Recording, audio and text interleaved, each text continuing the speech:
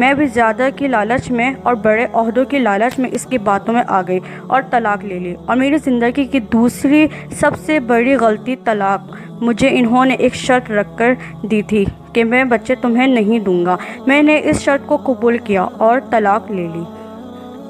عدت پوری ہونے کے بعد میری کزن نے اپنے دیور کے ساتھ شادی کروا دی۔ 4 ماہ وہاں رہی، نوکری بھی کرتی رہی، پیسے وہ سارے لے لیتے تھے۔ گھر ان کا بہت ہی بڑا تھا مگر کوئی سکون نہیں، ہر وقت ٹارچر ہی کرتے۔ اپنے بچوں کو چھوڑ کر اس کے بچے کو سنبھالتی، صبح اسکول جاتی تو بچے کو ساتھ لے کر جاتی۔ ان کے گھر میں بڑی بڑی گاڑیاں، ڈرائیور، سب کچھ، مگر میں رکشے پر آتی جاتی، اور وہ میری کزن جس کی میں نے ہر بات مانی، وہاں میرے ساتھ اس کا رویہ ایسے ہو گیا تھا جیسے میں کوئی اس کی دشمن ہوں۔